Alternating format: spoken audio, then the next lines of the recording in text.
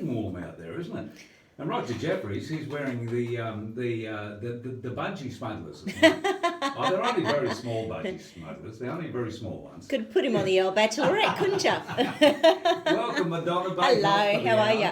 I'm very good indeed. Now, what are we going to talk about today? Is the flu gone, or are we still... No. People are still getting it. Oh, and it's still being recommended that people get that flu jab.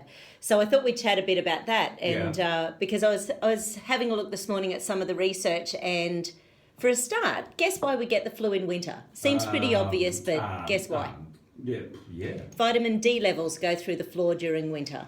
Oh. So, we don't get out in the sun, we don't get the fresh air. So what sunshine does is actually helps our body kill or keep antibodies. So when we want to kill a virus, we need antibodies to it. Yeah. And vitamin D helps us make between 200 and 300 different antiviral antibodies. Right. Isn't it true that with vitamin D, I mean, I spend quite a bit of time in the sun. Yes. As you can tell by the face. But I still need to take those vitamin D supplements. You need to get naked. No, sorry? Well, you need as much of your skin. You need the budgie smugglers. So you actually need as much of the skin out in the sun as possible to absorb it. And as soon as you put hats and sunglasses and sunscreen on, you don't absorb it.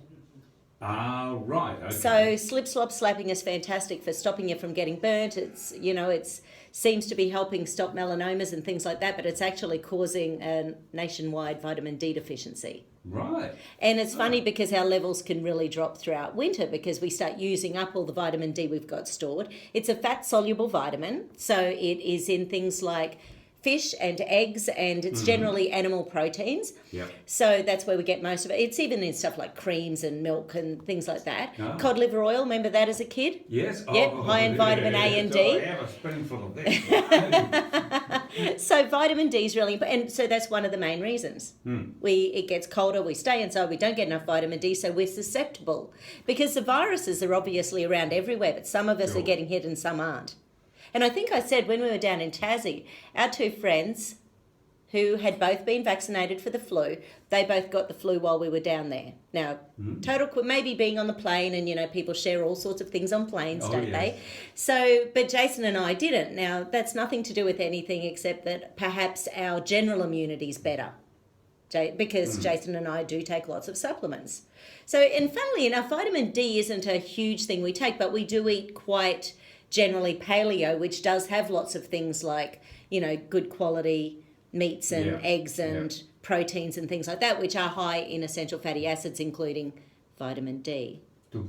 Yeah. Now, what about people who have gone this far, they haven't had the flu? Yes. I'm sure there's a lot of people out there thinking, got away with it again. Yeah. Got away with it again. Now, it's still possible they could get...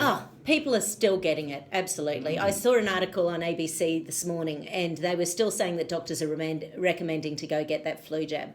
And we were chatting a little bit before. This year, for some reason, for some people, the flu injection isn't working as well, because there seems to be a higher percentage of people this year getting the flu who have already had their flu injection. So they're now going to have a look at reformulating it for next year because, and I was sort of hypothesizing that maybe the flu strains have actually changed. So this is something that people often hear about, is that, bugs mutate. Yes. So therefore, perhaps the mutated version, because that's what they do. They want to stay alive. They don't want to be killed. They're strong. They get stronger all the time. They are incredibly strong, these infections. So things like the swine flu strain that's still in there from, 8-9 years ago, perhaps it's not the version that people are getting now. So there's several strains, and so it's just something to have a think about. But also, they found in one study that for elderly people, only 2,000 international units of vitamin D per day, which is a small dose, can actually help people being susceptible to the flu. So regardless of having the flu vaccine, that's quite a separate issue. That's giving a different level of immunity to what your natural immunity does. So with natural immunity, it's about being able to create your own antibodies, whatever virus comes in. Because there's over 200 viruses that cause a common cold.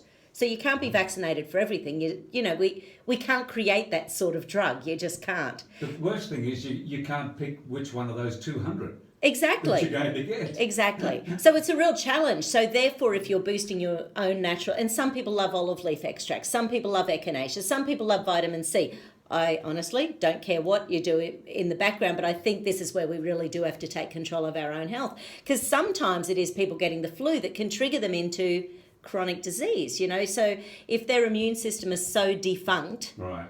that basically it flattens them, and because a lot of people are in bed for a month, Yeah, I know. with this. Well, a few I've heard of, it goes 3 weeks. Yeah. Can even be longer sometimes. And it seems to be that when people's immune system is the poorest, they're the ones who are going to be hit the hardest when they do get the flu. So that's one thing, is the vitamin D. Second thing, you've got to get enough sleep. So I know everyone talks about sleep, but it is really important. If you don't sleep enough, it means you're running on adrenaline through the day. And adrenaline through the day means you're shutting your immune system down. So the immune system does not function effectively when we're running on adrenaline. And you get grumpy. Oh, you get damn grumpy. Then you need 12 coffees as well. That doesn't help with the grumpiness as well. And the third thing is making sure you're getting in enough water. Because the other thing that happens during winter, because water's H2O, so that oxygen in the H2O, oxygen's antiviral and antibacterial. So when we're not drinking enough water throughout winter, we're getting less oxygen levels in the body.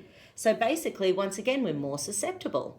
Oh, well, there you go. The So flu is just still here. it is still here, and do something, to protect yourself if you're one of those people who's sort of touching wood every day going, I haven't got it yet.